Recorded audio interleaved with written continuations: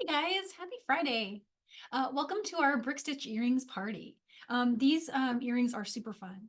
They are a really cool, there's like, I call it a recipe, and it's kind of a recipe in that you can use a certain type of bead in a certain sequence, but you can use really any beads, just as long as they're within the kind of like size range that I'm using, it'll work.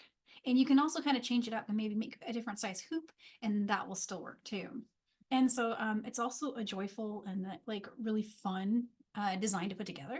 So I think you'll really enjoy it, and I'm excited to share it with you guys. All right, so here what I have on my mat is a bunch of the supplies and some of the samples that I made. And so the samples are lots of different colors of the same exact, what's it called? Structure, I guess would be a great word, or even just you know, path to get there, right? So there's a few things you can use. I started with these hoops here, and I really just kind of focused on the smallest one. And that was really the reason I did that is because I didn't want you guys to have to get more than one of these strands. And what I discovered when I was creating was that each of these, so each of these single strands here, you can get your pair of earrings out of. And so I thought that was cool. But if you wanted to level up your sizing, and you wanted to work with bigger hoops, everything I'm going to show you today will absolutely work for that. And you can make them really big and really statement. You'll just need some more of these. You'll need another strand or two. And I calced it out. And what I found is if you had two strands, you should be able to do this middle size. And you might be able to do the big size too. I was short two on one of them, and the other one it worked. So there's a little variation when you start working. When you increase the number of repeats, you do get more variation. And so I noticed that there was a little bit of a difference there, but that's just wanted to jump ahead because I know I got that question 3 times already, just an email. So I figured I would answer it here at the start. And what else can I show you? Okay, so the seed beads, and this is really where the party comes from. Look at these colors. They are the most beautiful colors ever. And I'm just going to randomly grab colors of seed beads that you can use. So there's pink and blues, purples. There's even like hematite. And so what I did in the handout in the PDF is I wrote the color down with the SKUs for all the colors I used in these samples. So if there's one here that you really love and you want to make that one, I've included the part number for that, but there's a bunch of these guys. These are called Czech Permalux, and you can just go through the aisle in the seed bead aisle at Michael's and just grab any of these colors that work for you. What you'll need is one tube, and this will go much further than one pair of earrings, but one tube of size 8. And then you will also need a matching or corresponding 11M. And so again, these are Czech 8O and Czech 11M. So that's the first ingredient in your earrings recipe. The next ingredient is any 3mm-ish bead. Now I'm using these faceted cubes today in the demo, but I have an earring on that I made with these to give you another example. And these say 2.2 millimeters. They're probably about that size, but I think a 3mm would also work fine. And here's how they look.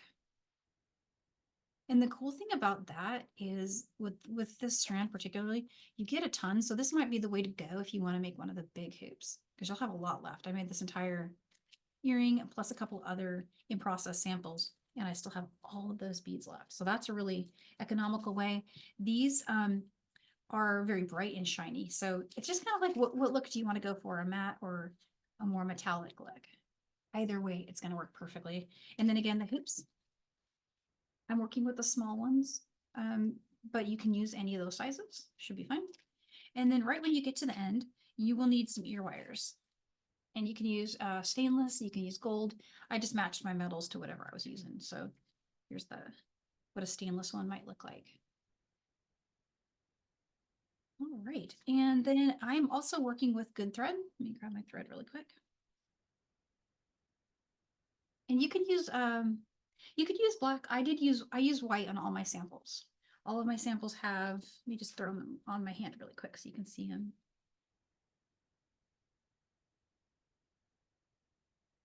I did one gold and one silver. Sorry, one gold and two silver. And in all these cases, the thread just pretty much disappears. In fact, I feel like it disappears even more on the gold.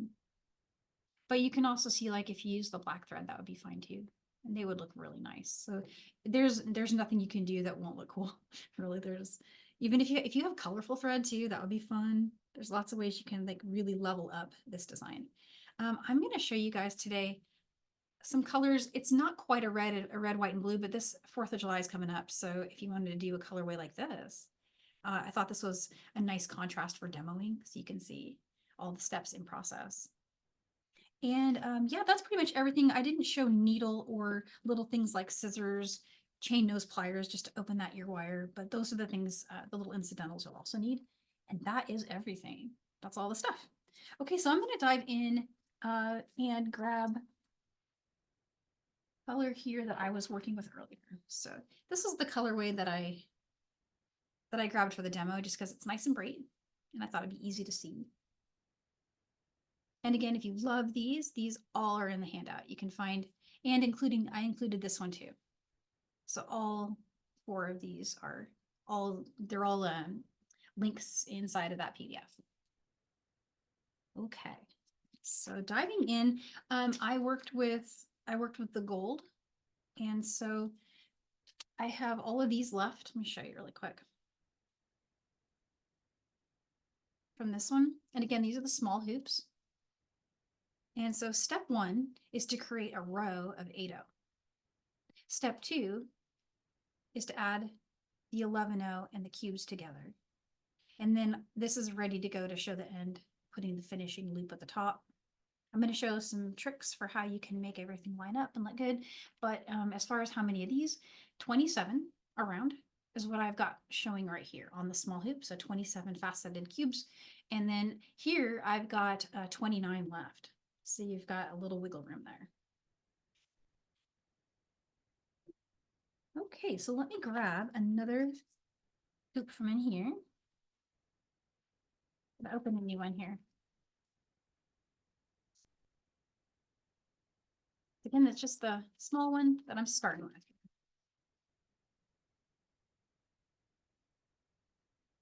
And I'm going to open these 8-0 seed beads. I have a mat here just off to the right where I'm dumping the seed beads onto. Let me show you just really quick. Just putting them here, it makes the camera even fuzzier. So I just kind of push those over there. We discovered that a little bit ago. So hoping that helps. Again, that's 8-0 and then 11-0. We don't need those just yet, but I'm just going to go ahead and dump them out next to my cubes. And now we're ready to get started. So for how much thread to cut, you want to cut about 40 inches of beading thread. So for me, that's shoulder to the end of my arm. So I just eyeball that measurement a little bit. Okay, Wanda. Yeah, this is I'll talk about this one at the end. I want to ask you guys what you think about that as a class. I did a post on social media about it, but it's really unusual in how it's made. And so I want to hear what you guys think. And then I have it ready to go. If it's liked, I'll post it. Okay. So I have 40 inches of beading thread, got my hoop, and I brought the thread through the hoop. And leaving about 4 inches or so of a tail, you don't need much. You're just going to pull that up through a couple of beads and trim it. So about 4 inches, go ahead and tie a double knot onto your hoop.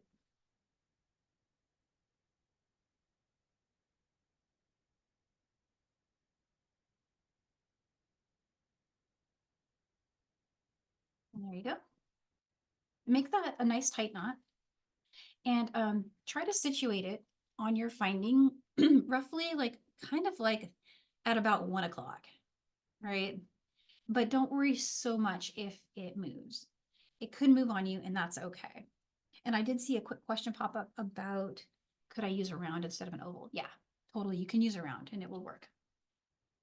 And so what I've got here is a size 11 beading needle, and I'm just going to thread this really quick. We can't use our usual trick like we do for wildfire because it's a natural thread, or more of a fabric thread, sorry.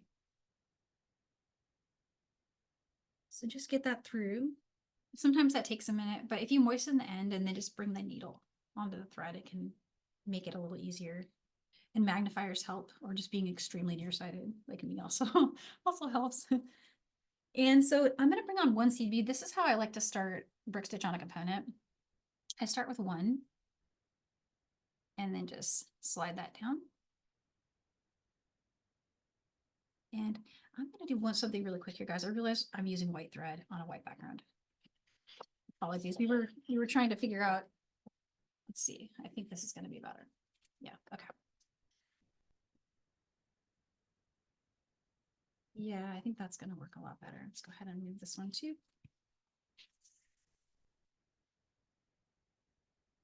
I'm in a constant pursuit of camera perfection, and I've yet to find it.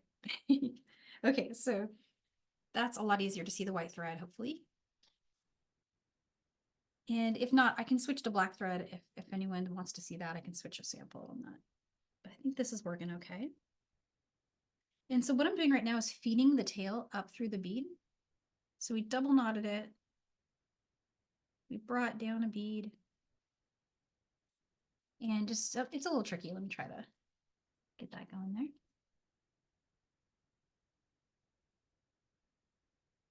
You can always put a needle on it, but I find that I can generally usually get that to work for me. Okay. Hopefully I got it through the right side. And then when you've got that done, just pull that working a tail thread apart. And that's how I like to start brick stitch, because it hides the knot. And especially if you're working with, even smaller beads, it's sometimes the knot doesn't always settle up into your bead. Sometimes it kind of hides.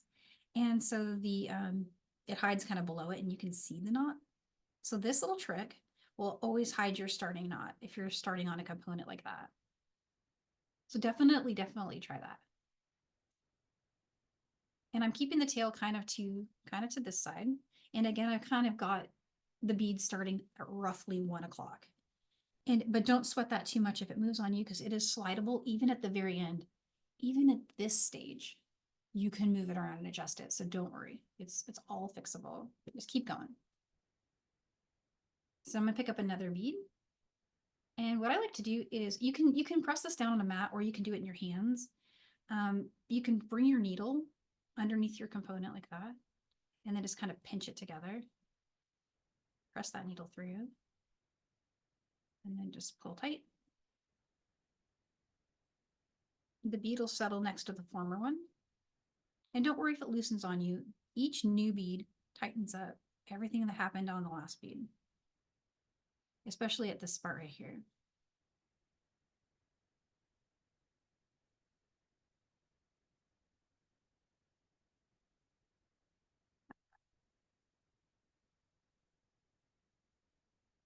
There we go. And so I'm just going to pull on this and tighten it.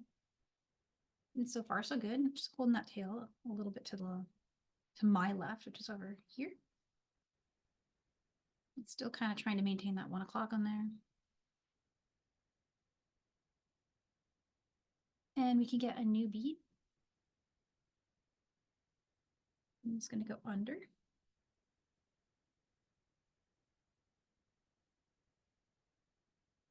And again, all I'm doing here is I'm just using my finger to keep the component and the thread kind of, connected in a way that keeps the bead from going inside the component when I want to do this step next, coming up from underneath. And one thing I see folks do if they're new to brick stitch, a lot of folks struggle with this one little spot here. So they slide on their new bead and they bring it down. And sorry guys, my needle came off. They slide on the new bead. And then they go under the component. They get all that right. Everything's going good so far. And then when they get to this spot right here, they go back through it in the wrong direction. So if you're pulling it tight, you can already kind of see which direction to go up through that bead. But if you went through it this way, that's the pitfall. You want to make sure you're going through the bead from the side that the thread is coming out. So just making sure you get that, it will solve all of that. I just saw recently somebody posted a picture and they asked, what am I doing wrong there? My bead is tilting. And that was just because they were going through from the side the thread wasn't coming out. They were going through the kind of in essentially going through the top of the bead, right? So it'll work for you if you're doing it like this. You just have to make sure it goes behind the component, pinch everything together. And that needle's coming through the component right there, through the center of it. And then when everything settles down up against the finding, you just want to come up and under. And again, see, we're going through that bead from the side the thread's coming down from. And then this new bead, tightening everything here. It's so forgiving. It fixes all of the looseness you saw, all those wobbly beads that I was dealing with there. It's all back to normal once you just get that next bead on. And you can still move it a little bit. And so I saw a question popped up, but I missed it. Let me just go ahead and take a quick look really quick.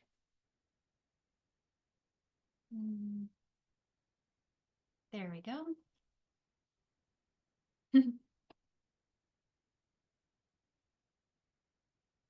Sorry, guys, I think I missed that one, but let me know, Millie, if you see one pop up like that is. So it's using a different shape size. How do you Gotcha. calculate how many beads? Oh, how many?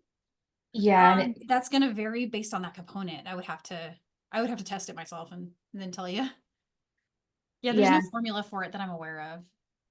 You just gotta sit and there might be, but hey, if I can figure that out, I'll I mean, there should be some way to measure the size of the bead and then get the circumference but it can be tricky. And also there's there's variation in bead sizes, even little 0.01 millimeter differences can add up over a certain distance, right? So I would just test it and see. And in the end, the count here, guys, the count around is not important. It isn't important at all. Any count is going to work. It doesn't need to be even, doesn't need to be odd. Because when we get to all these little end steps, we're just going to slide stuff around and make it work for what we've got bead wise, seed bead wise. And they're different every time. Don't be afraid of that. Sometimes when you finish one of these brick stitch designs, you get a little different count. And for the life of me, have never been able to solve that. But I just work with it and nobody ever notices. Like I've sold my work before side by side in a row, all the earrings, and they're like, how do you get them to look the same? And I'm like, well, if you look close, they're not exactly the same, but no one notices that, right? It's beautiful anyway. So just, see how many beads around you've got. And, well, actually, that's a great transition. So you keep doing this, what I'm doing here, and you'll reach a spot like this. And when you get to this spot, what you'll notice is you're going to have, I stopped right kind of at my last bead. And do you notice that gap there? It's probably a little too big for one bead, but it's too small for two beads. This happens to me probably 90% of the time when I'm trying to complete a round and where I want to join it. So when I go to join it, I've got kind of a little tricky situation there. We can make that work, no problem. And sorry, I've got this. Yeah, no, I have it flipped the right way. We started this way, we went around, kept going. Before I keep going, is everyone okay with starting it? Doing this part, starting it. If not, just drop a note in the chat and at the end of class, I can always show starting it one more time. But I'm going to keep going with this one just for now. And let's complete it. So here it is we're getting right to the end of step 1 in the handout. So I'm just going to pick up one more bead. And then I'm going to go under.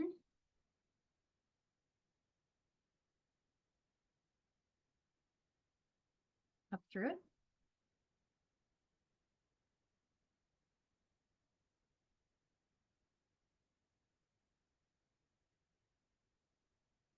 And then it actually ended up being perfect, but if it wasn't, I may have actually kind of done this just holding it.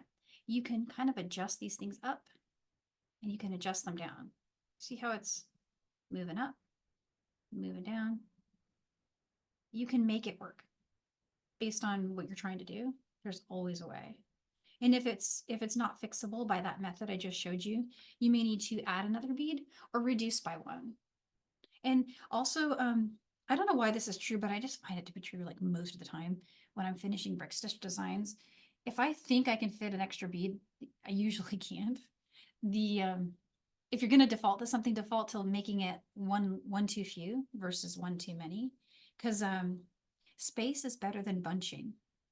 Because if you put too many and it's bunching up on itself, that's going to be harder to do layers on, and it's going to propagate itself out if you're adding more layers. So definitely just err on the side of less, right? Even if you have a little bit of a space, that thread bridge, having a tiny space isn't going to hurt anything. And again, you can just even it out over the whole piece.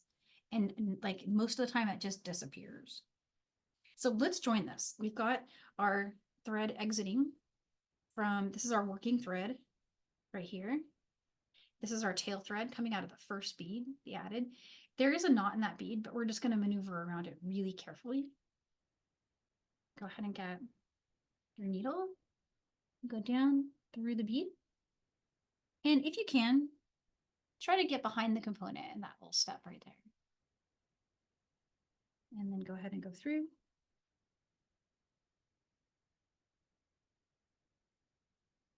Pull tight right there. And you can't even tell where it starts and where it ends. That's always really satisfying to see. And I'm just going to come up to this bead.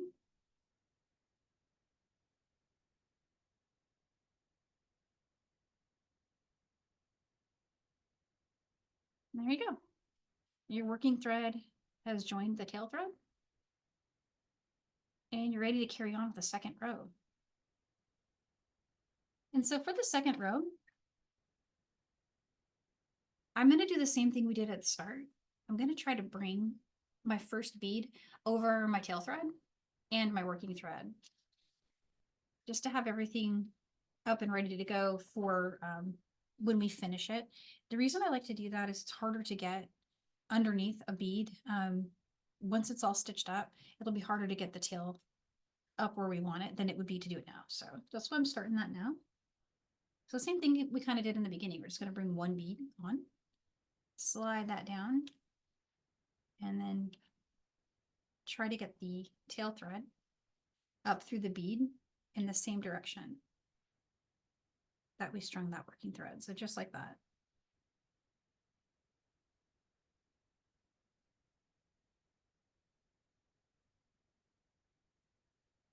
You just want to bring it through just like that. And bring it down and join.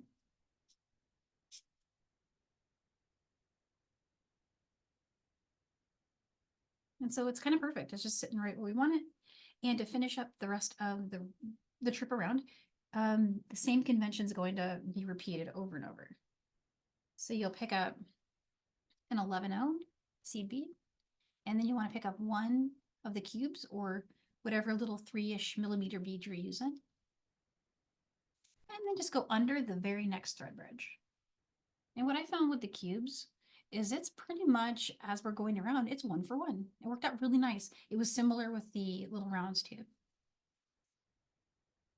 It'll pop just like that. And you get what looks like a little picot. And a really cute little edge there. You want to come up just through the cube now. And note that I'm coming up through the cube in the same way we were doing with the 8-0 seed bead. It's coming out from underneath it, where the thread's coming out. And if it joins like that, you got it. If not, go ahead and just pick it apart. And possibly you just went through in the wrong direction. But it should pop just like that for you. So now I've got our tail thread exiting right from the top of that first cube. And now we're just going to carry on with the same thing of picking up 11-0. Hopefully, if I can find my 11-0. There we go. They're so little. 11-0 seed bead and one of these little, really beautiful little cubes. I love these little faceted cubes. You never say beads make you happy. These definitely make me happy. And all these bright Permalux colors, they complement each other so well. Really gorgeous. There you go. Next thread bridge. So far, it's just staying as 1 for 1. It's working out really nicely. 11-0 in a cube, It's so pretty.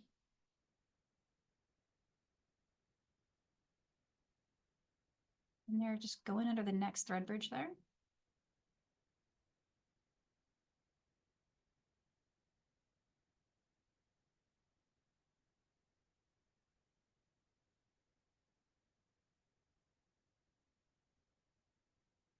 And there it goes. So what I found, I'm going to just keep stitching while I chat with some little tips and tricks.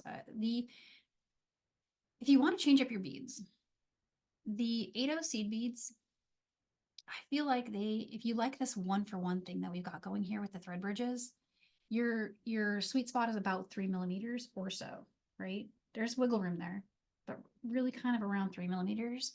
If you're working with a 60 seed bead, a lot of folks like to do this step with a 60.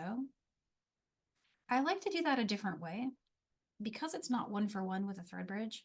I like to add them on their side instead of, for example, what we're doing here.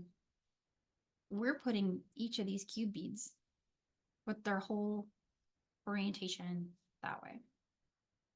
But if you're working with something like, especially if it's a flat donutty kind of round bead, something that is a flat shape, I like to do those by themselves and have them have their whole orientation going the other way. So try different things, with your brick stitch. And if that's something that we've done it before, actually, we have done a class where we use 60.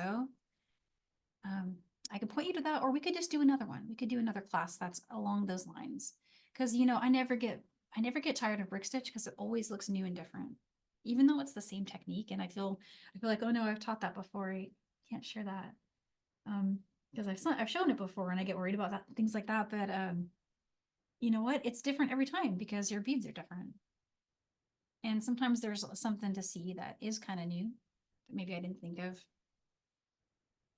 But isn't this fun? I mean, honestly, like it's so chill, and it's the way they pop together. It can kind of put you in a good mood, I think. Just watching these guys just go boop. When the rest of the world isn't, absolutely something you've got total hand on control of, this you can do, right? This is something you've got. And there's order to this universe, right? Everything always works, and that looks really cool. So how's everyone feeling about that? I can pop ahead to the one that is almost ready to finish, unless I have any questions. I'm just taking a quick look. Oh, Sharon's saying, yeah. She thought I'm getting thumbs up. Yeah. And she's saying that it looks like 3 rows. Yeah. Isn't that cool? But we just get to do it all in one swoop, which is really nice. So super handy. Okay. Do I have a needle on this one? Let me just double check. I need to add a needle to that one. So let me pull this needle. Okay. So all you do is you just keep going around. Keep going and going.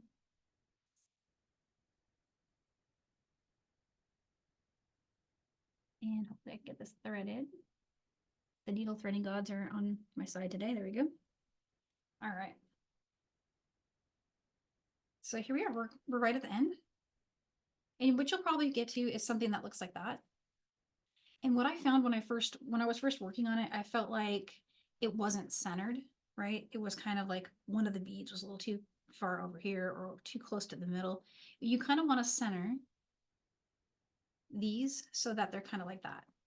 So that our hoop that we're about to make for our ear wire is centered. So if it's not as you'd like it right now, you can slide these. You can move them around and get them to be roughly centered at the top like that. And once you're happy with that, there's, the potential of adding one more, which is why I was glad there's wiggle room in the strand. Like you'll have two extra beads from what I've done in my samples in case you feel like it needs one more, or in case you want to go all the way around. If you go all the way around, the only thing I would say is that you'll need to come up with another way to attach your attachment. So that's just something to consider. And I'll hold all these up at the end and I'll show you the variation. You'll spot it now that you've seen how they're made, but there is a slight variation in the size of these little rainbows we're about to make. So here's in a nutshell what we're going to do. We're going to put on 4 seed beads, and then I like to add the ear wire at the end, but if you want, you can add your ear wire now. You can just string 2 seed beads, string your ear wire, string 2 seed beads, and then complete the tasks. But I feel like it's easier to put on at the end. And then plus we can do a little trick to make the rounding part kind of pop. So I'm going to put mine on at the end. But let's get 4 seed beads. Also, you can do 6 if you prefer. 4 or 6. 3, and so I've got 4.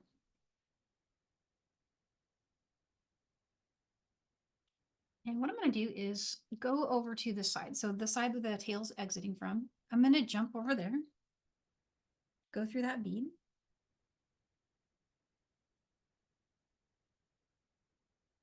And then I want to show that, hopefully this is able to be seen. But you see how when I went through the bead, I grabbed the thread bridge under it? I went through the bead and then under the thread bridge. That will mean I can turn. So that's why I did that. And I'm going to come up through that bead. And just be careful not to go back under the thread bridge, and that can be a little tricky. So just take a really good look at it.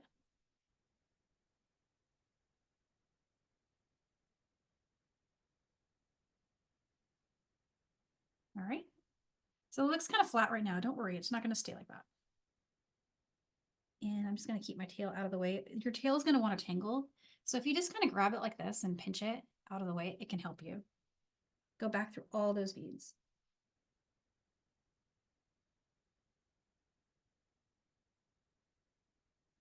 Tricky to get through all those. There we go. All right, same thing here on this side. I want to go through this bead right here. And then I want to pick up that thread bridge. So I'm going to go through it. And then just try to get underneath. Sorry guys, I didn't mean to go off camera there. You see how I'm getting under it? Pull tight. And then you want to come up through the bead and pull tight. So everything's evening out. I actually went through it 4 times when I was doing my samples. There's lots of room in these beads, so you'll have no trouble getting through with the good thread for 4 passes. So that was our second. Here's my third.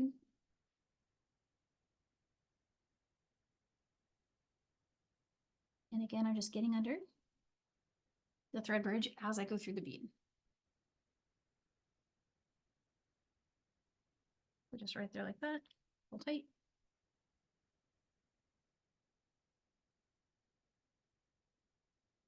And we'll come up.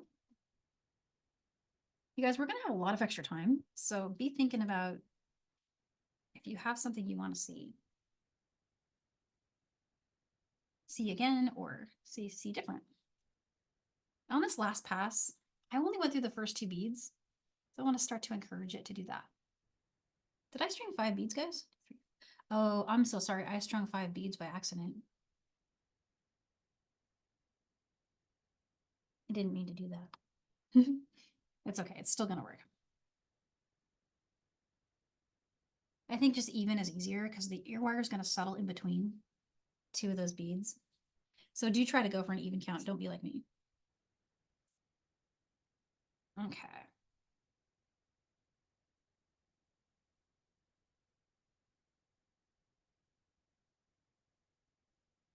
And again, I got that thread bridge just in one little swoop there. Okay. So that's all you got to do.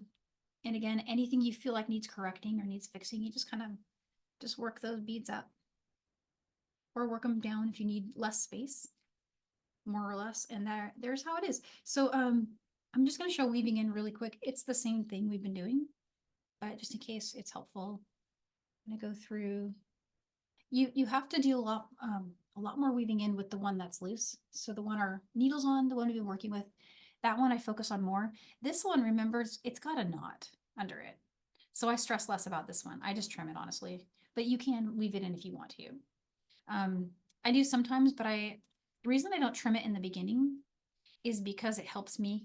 It's that little pull aid, right? to tighten even as you go round by round. Let's pretend we're putting on another round. Having your tail at the completion of a round you want to join is really nice. And in this case, for me to tighten here. So, and then also, let's say, for example, I was running short of working thread, but I wanted to reinforce this once more and didn't have enough. Well, I could use my tail for that too. So a bunch of reasons, but yeah, you can just trim it. In fact, we could just do that right now. And so to weave in this side, all you got to do is go through some beads and pick up thread bridges. And that's really all there is to it. So I'm going to go through, and it can be tricky to see thread bridges. On this design, I'm not having as much trouble. On some designs, you might. You can see how I've got it there, right? I got my needle under it. It's the thread bridge going over those 2 8/0s. If you're having trouble seeing that, or it's just not working out very well, the other thing you can do, I'll show on this next one. You can just go down through the bead. I'll do it from the front so it's easier to see. You can just go through the bead. And when you're going through that bead, just kind of push on the edge so you know you're staying in front of the thread bridge. And then just take your needle and just poke it in between the 2 beads. You can even do it right on the edge of the component there. Let me show you. It's hard to see, but even like kind of under the 8/0s, right? Just a little bit, it seems like it. And when that pulls through, sorry, through that strand there, it should pop right up under your thread bridge. So you know you got it. So there's another way to do it in case that helps.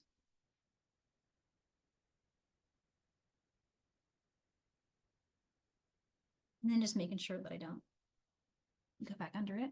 And then one other tip I've got, because I want to do this 3 times. Usually I will do that step 3 times before I trim it. I have worked with some other designers who have a different way of doing it. And I didn't know this, but there's 2 other really cool things. So instead of getting, well, so in this case, we'll get the thread bridge again, right? We'll come down through it.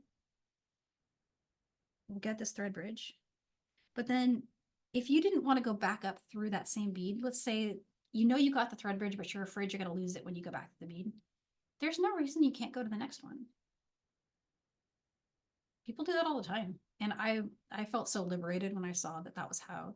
And the designer that does this, her work is tops, guys. So you can do that too. That's totally fine. And that is easier for a lot of folks. One other way, and this one I learned also from that same designer, is you can go down through that same bead here. And if you're somebody who likes to do a knot, I know everyone's going to laugh, but you can just go back like this way. See, here's where my thread's coming out. And I've just gone kind of like on the other side of the bead. So what I'm doing is I'm hugging the thread that's transitioning through it this way, right? Bring that down, come back through it from the reverse. So right there. And then just go through that loop. And that's going to put a knot under that bead. And you can repeat it one more time for a double knot. And when you're done with that knot, you come up to the bead. And there you go. So 3 ways you can do it. Truthfully, for me, I just do the thread bridge thing, the thread tongue twister. I do the thread bridge thing 3 times and then I trim it. And maybe I'm lazy, but there's the knot way, and then you can always jump to a different bead after you've gone under a thread bridge. You can go up through the adjacent bead if that helps you. All those tricks come in handy sometimes, so it's good to know them all. All right, so that one is done. Ta-da! And let's put on the ear wire really quick, and then we have like 15 minutes left, guys, of class. So that is a Sharon. She says, I'm sitting here saying naughty knots. Yeah. I know, but I always get asked that. So I'm like, I'm just gonna show that it's okay. Just because I don't like to do it doesn't mean it's like against the law or anything. Like, well, maybe it should be, but no, I'm just kidding. So here's some, oops, wrong pliers. I'm too busy joking and grabbing the wrong pliers. Okay. So here's the ear wire that I'm going to use. Just a really pretty gold one. Again, this one comes from this package here. And this one, I believe I did note that one in the handout. And then on these ear wires, they have these little seams. And if you're looking at these ear wires, the seam is going to be on the side that this poker outer thing is coming from. And you just want to do a lateral motion to open it.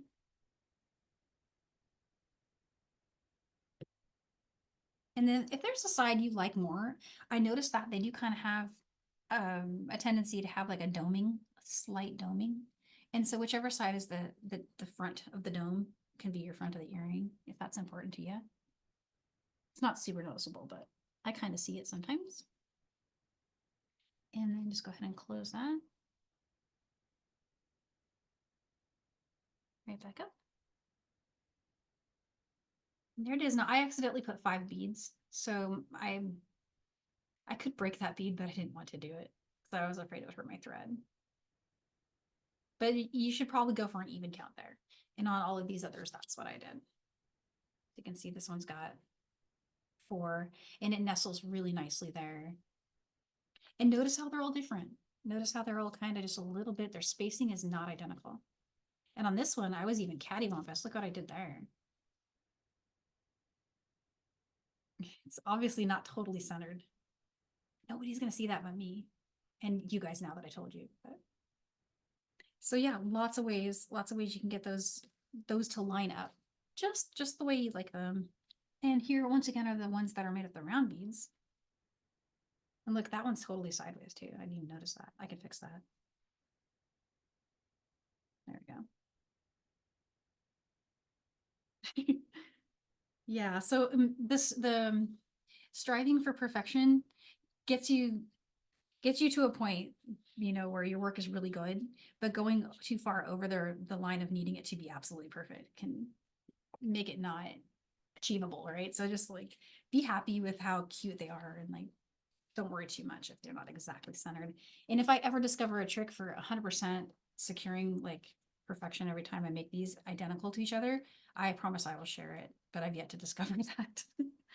So yeah. And then yeah, Sharon says, who's gonna get close enough to notice they're being... Oh, and then Valerie says she loves the purples. Thanks, Wanda. She's the color composer Fabo. Thank you guys. Yeah, I had a good time making these. Hi, Danielle. It's Millie. Hey, Millie. So first we want to make sure that you're okay because you used a knot. I know I am okay. I promise. I'm of sound mind. Okay. So we had a request if we could show us how to start again. Yes, let's do And it. since we've got some time, We also, do. if you could show some tricks on not getting it to fall over. So is Oh, it just okay. tension that you're using? Yeah. It's tightness, and I know what you're talking about, the falling over thing. Yeah. That does happen. Now, since you're wearing the earrings, are they light? That's Yeah, the they are other super question we light. had. Because we were worried about the metal components in the middle. Not too heavy? They're super light, actually. They're like a feather. Okay, there we go. And which metal beads were the ones on the violet earrings is the other question we have. On these ones, I used, it's gonna get the strands out of for you. Seem to have misplaced the one I was showing in the beginning, but they're the silver ones. The silver ones. Okay, great. Yeah, so there's 4, let's see. Okay, here it is. I found it.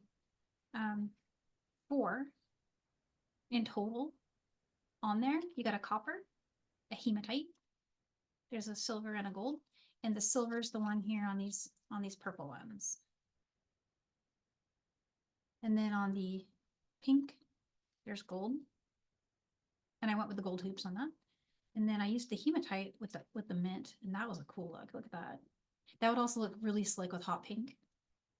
And then last but not least was did I forget any? Oh, the ones that I'm wearing are on the little rounds.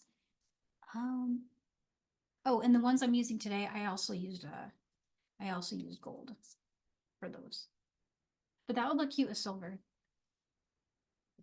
All right, let's start over. So we've got 4 inches of tail roughly. This is a 40-inch strand that I cut.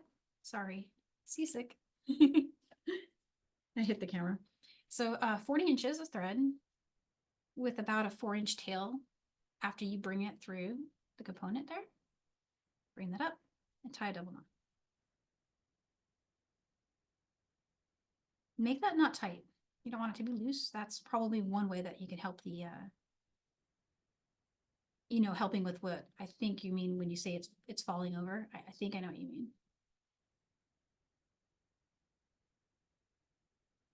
And actually, let me show you, just in case anyone is kind of confused by that question. I know what she means because it happens to me. Okay, so let me show you on this one really quick. When you're doing the beginning part of your brick stitch and you've got it like this, it could fall over like that. And sometimes people want that to happen because they want a brick stitch on the front of the component. I mean, this is so versatile, but the two things that that make it not do that are keeping it really tight. And then also I'm pinching it like that in my hand when I'm working, and I'll show you as we start step by step, but I'm holding it like that to make it like that. But you can still, if you want to, especially if this is not tight, if it's loose, you can still push it over until you get to the part where you've joined it. And after you join it, that problem does go away a lot. And it gets even better when you add the second row. So when you add row 2, when we added all of these beads, we were picking up the thread bridges that join these to the component, right? And in that action tightens up that row again. So it gets tightened an additional time when we do this. You watch. It's pulling it nice and tight on the component. That's what's happening under the bead when you add each of these beads. And it's really making that secure. So, but when you're at this step right here, it doesn't feel secure. It doesn't feel like that. And you are kind of controlling it as you add beads. So let me show that really quick. We're still okay for time. Got my needle here.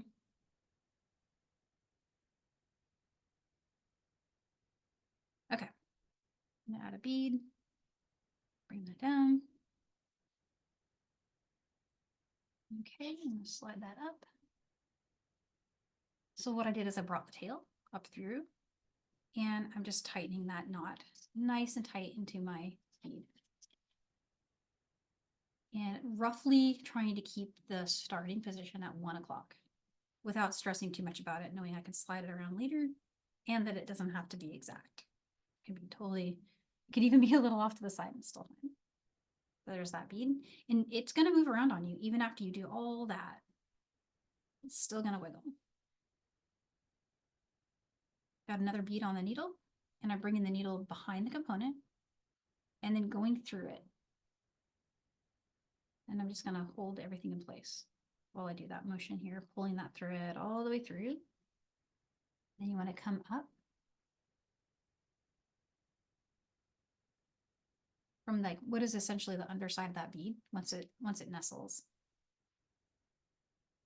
And then just pulling really tight here.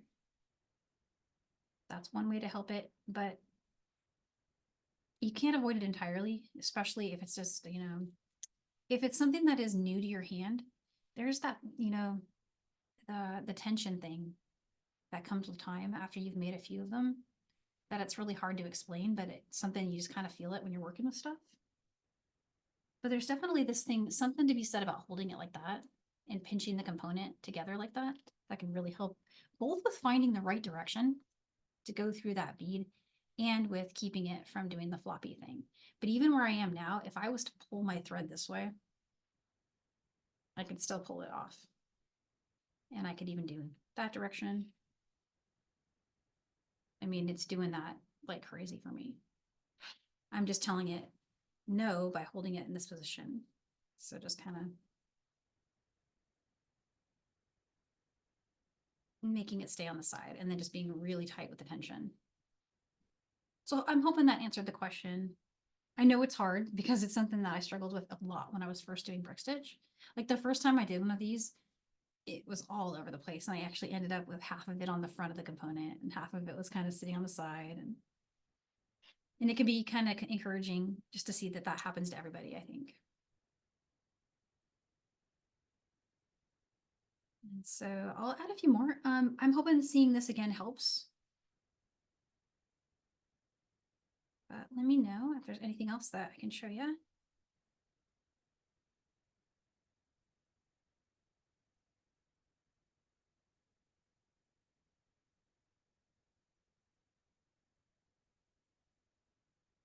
Yeah, I'm gonna have 4 pairs of these and I'm done. Or sorry, 2 pairs, 4 earrings. We've made 4, started 4 earrings together today between my samples and process and these. So yeah, they're just coming along just like that. And it, you know, see how like I sat it down for a minute and it's loosening up on me? Not only do I tighten it one more time as I'm adding a bead, let me show that one more time. So it's, see, this one's loosening, this last one. But when you add the new bead, I want to show one little quick motion here. That right there tightened it, maybe not completely. When you come back up through the bead, if you can get it to do that, get your needle through it and pull. There's a step here where it's actually tightening the last one as you add the new one. And now that one's tight. And then I'll do it one more time. So grab bead there, pull down. And see, even just that motion tightened the one before it. And then as you're coming up and when you do this part right here, if you can get it to do that for just a sec, right before you pull your needle through, just do that. And get that extra tight and then keep going. Locking everything in for you just like that. And this one will still loosen until you get the next one on. And it all gets completely firmed up when you join at the top. So you go all the way around and join there.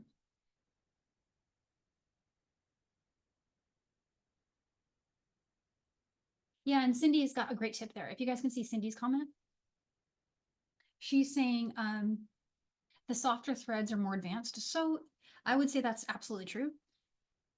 Good thread is, it's one of my favorites, but keep in mind that I bead a lot. So my hand is trained with all kinds of thread. If you're new, maybe try brick stitching with the wildfire. The one thing I would caution though, if you're using the wildfire is it's going to change the number of bead counts that go around.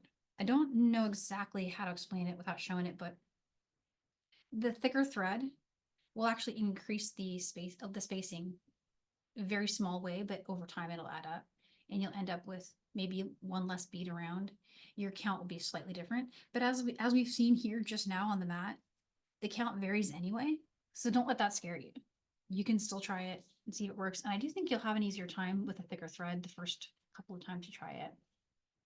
I just think this thread disappears a little bit more and hides a little more. So I do like working with this one, but wildfire will work great too. And those thicker threads, they're nice for beginning. And showing the start of the second row. Yeah, I can show that on this one. Let me grab this one back. So this one isn't completed around yet. And I unfortunately don't have another completely finished around sample, but I can show you the start anyway, just by turning around and changing direction. So when you start the second row, of course, what you'll need to have done before that is, if you're doing this design, you'll want to join, right? Do a join there, and you'll have your tail thread and your thread coming out of that bead. And then to start it, you just want to slide on a cube.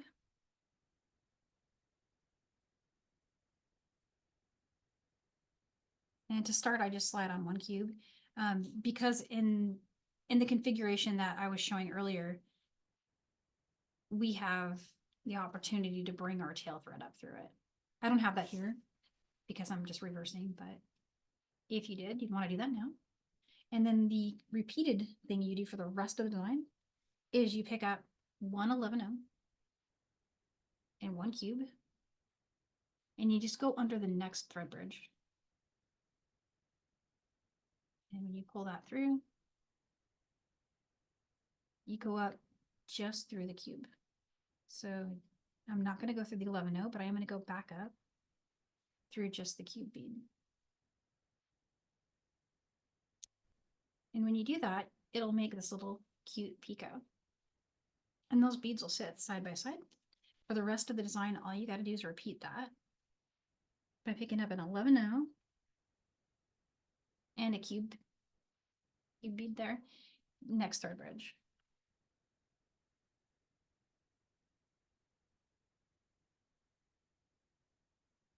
And then again, just back up through the cube. And when you get to the end, you'll have that little gap, remember? Where you just join it with a even count row of seed beads. So I'm gonna show you on one that I got an even count going.